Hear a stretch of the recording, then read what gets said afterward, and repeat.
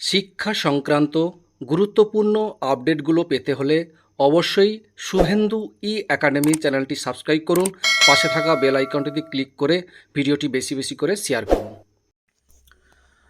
নমস্কার, আপনি দেখছেন শুভেন্দু একাডেমিক ইউটিউব চ্যানেল। খুবই গুরুত্বপূর্ণ একটা আপডেট দেখুন। 26,000 শিক্ষক শিক্ষাকর্মীর মুচলেকা নিয়ে টানাপোড়েন। দেখুন, লোকসভা নির্বাচনের ভোট পর্ব মিটতেই রাজ্যে খুলে যাচ্ছে সরকারি স্কুল। 25,573 জন শিক্ষক ও শিক্ষাকর্মীর চাকরি বাতিলের নির্দেশে সুপ্রিম কোর্ট অন্তর্বর্তী স্থগিতাদেশ দেওয়ার পর সেই সমস্ত শিক্ষকরা কাজে যোগ দিতে চলেছেন ছুটির পর। তবে শীর্ষ আদালতের নির্দেশে মুচলেকা জমা দিতে হবে তাদের। কিন্তু কে নেবে সেই মুচলেকা, এ বিষয়ে শিক্ষা দপ্তরের তরফ থেকে কোনো বিজ্ঞপ্তি প্রকাশ করা হয়নি। ফলে বিভ্রান্তিতে স্কুলের প্রধান শিক্ষকরা। 2016 সালের শিক্ষক নিয়োগের প্যানেলে বাতিল ঘোষণা করেছিল কলকাতা হাইকোর্ট। সেই রায়কে চ্যালেঞ্জ করে শীর্ষ আদালতে দ্বারস্থ হন রাজ্য এবং ভুক্তভোগী শিক্ষকদের বেশ কয়েকটি মঞ্চ। তারপরেই শিক্ষক ও শিক্ষাকর্মীদের চাকরি বাতিলের নির্দেশে অন্তর্বর্তী স্থগিতাদেশ সুপ্রিম কোর্ট। শীর্ষ আদালতের ওই রায়ের 18 নম্বর পাতায় উল্লেখ করা হয়েছে যে অন্তর্বর্তী স্থগিতাদেশ দেওয়া হলেও নিজেদের কাজে যোগ দেওয়ার আগে মুচলেকা জমা দিতে হবে। সরকার সকলের উদ্দেশ্যে বাংলা ও ইংরেজি সংবাদ মাধ্যমে বিজ্ঞপ্তি দিয়ে এই বিষয়টি প্রকাশ্যে জানাবেন। সরকারের ঘর থেকে যে বেতন অনুমোদন হয়ে আসে তা আসে জেলা বিদ্যালয় পরিদর্শক অর্থাৎ ডিআইয়ের কাছে। সেখান থেকে শিক্ষক ও শিক্ষাকর্মীদের মধ্যে বেতন বন্টন করা হয়ে থাকে।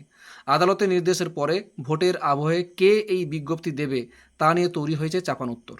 এক জেলা আধিকারিকের বক্তব্য, শিক্ষা দপ্তরের কাছ থেকে এ বিষয়ে তাদের কাছে কোনো স্পষ্ট নির্দেশ আসেনি। এমনকি শীর্ষ আদালতের রায়ে বিষয়টিও তাদের স্পষ্টভাবে জানা নেই।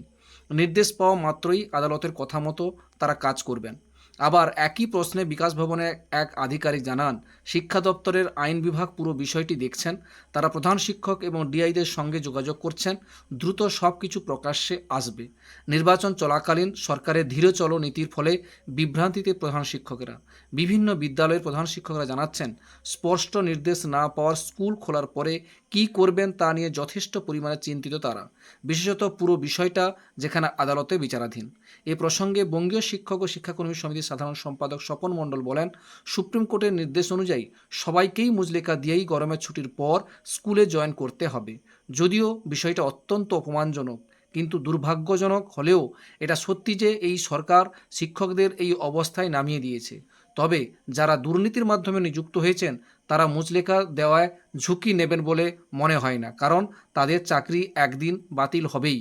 তবে প্রধান শিক্ষিকারা শিক্ষা দপ্তরের নির্দেশ না পেলে আগ বাড়িয়ে মুচলেকা নেবেন না।